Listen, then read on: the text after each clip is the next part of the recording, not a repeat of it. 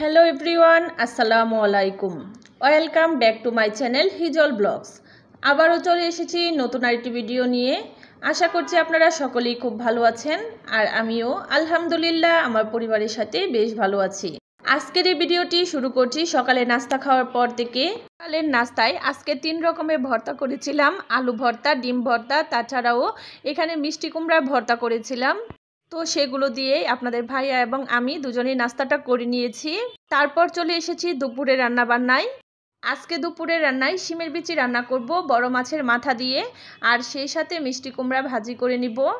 আর সকালের অল্প কিছু ভর্তাও রয়ে গেছে, সেগুলো দিয়ে আজকে দুপুরে খাওয়া দাওয়াটা হয়ে যাবে।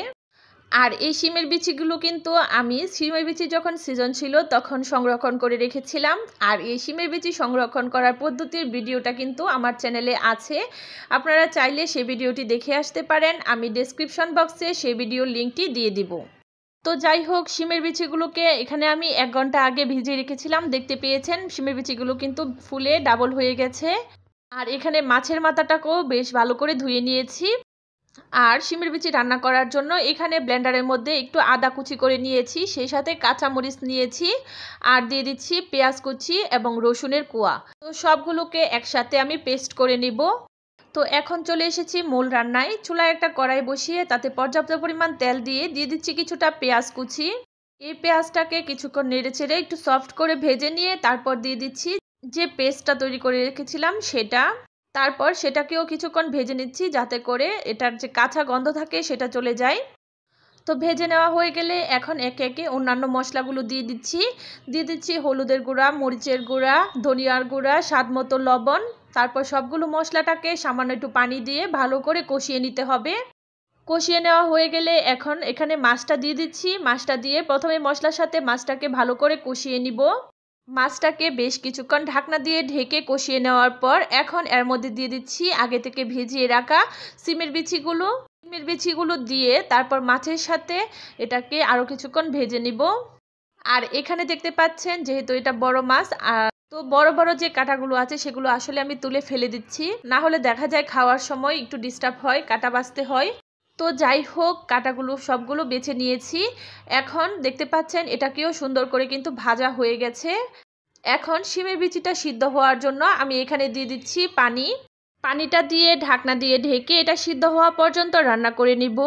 তো এখানে শিমের বিচিটা বসিয়ে দিয়ে আমি রাইস কুকারে ভাতটাও বসিয়ে দিচ্ছি। আর এই কাজটা করে নিতে নিতে আমার ভিউয়ার্সদের কাছে একটা ছোট্ট অনুরোধ করে নিচ্ছি। এই পর্যন্ত ভিডিওটি দেখার পর যদি কোথাও কোনো অংশ একটুও ভালো লেগে যায় তাহলে প্লিজ একটা লাইক করে পুরো ভিডিওটি কন্টিনিউ করবেন। আর শেষ পর্যন্ত ভিডিওটি দেখার পর যদি পরবর্তীতে আমার ভিডিও দেখার প্রতি কোনো প্রকার আগ্রহ সৃষ্টি হয় তাহলে প্লিজ আমার চ্যানেলটিকে সাবস্ক্রাইব করে বন্ধু হয়ে আমার পাশেই থেকে যাবেন।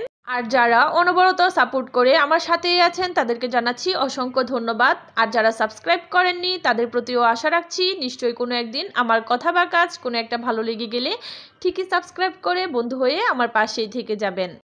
তো যাই হোক, আপনাদের কাছে সাবস্ক্রাইব চাইতে চাইতে এখানে আমি ভাতটাও বসিয়ে দিয়েছি, আর এই পাশে আমি মিষ্টি কুমড়া ভাজিটাও বসিয়ে দিচ্ছি। তো এখানে মিষ্টি কুমড়া ভাজি করার জন্য আমি এখানে পেঁয়াজটা এবং শুকনো মরিচটা ভেজে নিয়ে তারপর সামান্য একটু হলুদ এবং ভাজা জিরার গুঁড়া ও স্বাদমতো লবণ দিয়ে আমি মিষ্টি কুমড়াটাকে ভেজে নিচ্ছি। আর এই পাশে দেখতে পাচ্ছেন এখানে সিমের বিচির তরকারিটাও কিন্তু মোটামুটি হয়ে গেছে। আমি এখন উপর দিয়ে কিছু ধনেপাতা দিয়ে দিচ্ছি। তারপর আরেকটু জাল করে নিলেই কিন্তু তরকারিটা হয়ে যাবে। এগুলোকে বসিয়ে দিয়ে এখানে আমি কিছুটা জাম ভর্তা করে নিচ্ছি। কিছু জাম আনা হয়েছিল, সেগুলো আসলে নষ্ট হয়ে যাচ্ছে, তো ভাবলাম যে এগুলো দিয়ে একটু ভর্তা তৈরি করে নেই। ঝাল ঝাল জাম ভর্তা খেতে কিন্তু আমার কাছে খুবই ভালো লাগে, যেহেতু দুপুরবেলা খেতে ভালো লাগবে। আর আপনাদের ভাইয়ারও একটু ঠান্ডা লেগেছে, তো ভাবলাম যে একটু জাম ভর্তা করে দেই। তো কারা কারা জাম ভর্তা খেতে পছন্দ করেন তারা কিন্তু আমাকে কমেন্ট করে জানাতে ভুলবেন না। আমার কাছে কিন্তু গাছ থেকে পাকা জামটা পড়ে গিয়ে ফেটে গেলে সেই কুড়িয়ে পাওয়া জামটা খেতে বেশি মজা লাগে, কারণ ওই জামটা কিন্তু পেকে যায়, পেকে গেলে বেশি মিষ্টি হয়। তো যাই হোক, জামগুলোকে ভালো করে ধুয়ে নিয়ে প্রথমেই থেতো করে নিয়েছি, তারপর কাঁচামরিচ, ধনেপাতা ও স্বাদমতো লবণ দিয়ে একদম সিম্পলভাবে জাম ভর্তাটা করে নিয়েছি। আর ভর্তাটা খেতেও কিন্তু দারুণ হয়েছে। তো এখানে দেখতে পাচ্ছেন তরকারিটা কিন্তু হয়ে গেছে, আর আমার রান্না বান্নাও কমপ্লিট। এখানে আপনাদের ভাইয়া চিনি নিয়ে এসেছিল রেশনের, তো ও আসার সময় একটু বৃষ্টিতে ভিজে গিয়েছে, তো ভাবলাম যে এগুলোকে পাত্রের মধ্যে উঠিয়ে রাখি। আর এরপর আসলে আর ভিডিও করা হয়নি। তারপর আমি বাইরে গিয়েছিলাম একটু কাজে। তো কি করতে গিয়েছিলাম সেগুলো নিয়ে সামনের ভিডিওতে হাজির হব। পর্যন্ত আপনারা ভালো থাকবেন, সুস্থ থাকবেন। আল্লাহ হাফেজ।